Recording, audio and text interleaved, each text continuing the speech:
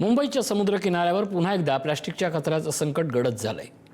यंदाच्या मान्सूनमध्ये समुद्रातून वाहून आलेल्या हजारो मेट्रिक टन प्लास्टिक कचऱ्यामुळे संपूर्ण किनारे अक्षरशः झाकले गेलेत।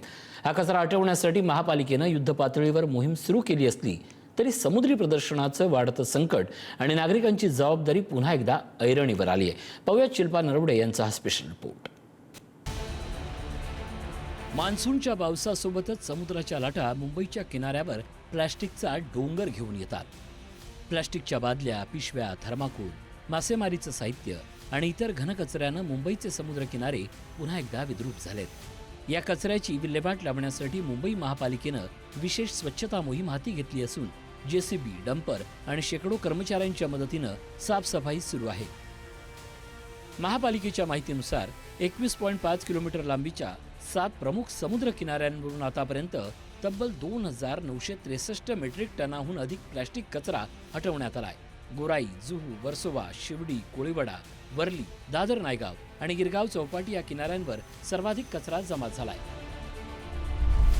गोराई 282.84 metric ton, Juhu 237.61 metric ton, Versova 216.65 metric ton, Shivdi Koliwada 129.30 metric ton, Worli 48.42 metric ton, Girgaon Chowpatty 33.56 metric ton, Dadar Naigaon 15.21 metric ton. ही आकडेवारी केवळ किनाऱ्यावरील कचऱ्याची नाही तर समुद्री प्रदूषणाच्या वाढत्या धोक्याचीही साक्ष देणारी आहे। पर्यावरण तज्ज्ञांच्या मते समुद्रात जाणारा प्लास्टिक कचरा मासे, कासव, पक्षी आणि इतर सागरी जीवांसाठी जीवघेणा ठरतोय। दुसरीकडे दरवर्षी या कचऱ्याच्या व्यवस्थापनासाठी महापालिकेवर मोठा आर्थिक आणि यंत्रणात्मक ताणही पडतो। मुंबई महानगरपालिकेच्या कुठल्या मॅन्युअलमध्ये असं लिहिलंय की फक्त मान्सून पूर्वच कचरा गोळा करायचा किंवा कचरा साफ करायचा, असं कुठेही लिहिलेलं नाही। माझी मुंबई महानगरपालिकेला नेहमीच मागणी आहे की तुम्ही वर्षाचे 12 महिने का नाही साफसफाई, नाले सफाई करत? खरं ती केली पाहिजे, कारण मुंबईच्या समुद्रात जो काही कचरा, फ्लोटिंग कचरा येतो तो संपूर्ण मिठी नदीच्या माध्यमातून येतो। भरतीच्या वेळेला ते सगळं बाहेर येतं। तर दुसरं एक गोष्ट अशी की जिथे जिथे कचरा टाकला जातो, ज्या मिठी नदीमध्ये कचरा टाकला जातो किंवा नाल्यांमध्ये कचरा टाकला जातो, तिथे तुम्ही संरक्षण भिंती बांधणार होतात, त्याचं काय झालं? मुंबईतील समुद्र किनाऱ्यांच्या स्वच्छतेबाबत राजकीय पक्षांकडूनही प्रश्न उपस्थित केले जात आहेत। किनाऱ्यांवरील कचरा रोखण्यासाठी केवळ साफसफाई पुरेशी नसून प्लास्टिक समुद्रात जाण्यापूर्वी ते थांबण्यासाठी प्रभावी उपाययोजनांची गरज असल्याचं मत व्यक्त केलं जातंय। एक पिशवी मी काढायला गेली, इझी निघत नव्हती ती, 2 फुटापर्यंत वृतलेली पिशवी होती।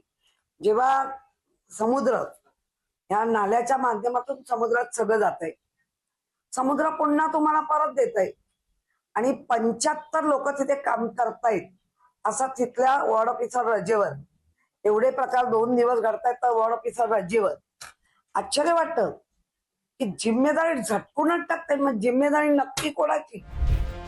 समुद्रात जाणाऱ्या प्लास्टिकमुळे पर्यावरणाचं नुकसान होत असतानाच शहराच्या प्रतिमेलाही धक्का बसतोय। त्यामुळे प्लास्टिक व्यवस्थापन, नाल्यांमधील कचरा रोखणे आणि नागरिकांमध्ये जनजागृती या तिन्ही बाबींवर एकाच वेळी काम करण्याची गरज व्यक्त होते। मुंबईच्या किनाऱ्यांवरील प्लास्टिक कचऱ्याचं वाढतं प्रमाण ही केवळ स्वच्छतेची नव्हे तर पर्यावरण आणि सार्वजनिक आरोग्याचीही गंभीर समस्या बनली आहे। प्रशासनाच्या मोहिमेसोबतच नागरिकांचा सक्रिय सहभागच या संकटावर दीर्घकालीन उपाय ठरू शकतो।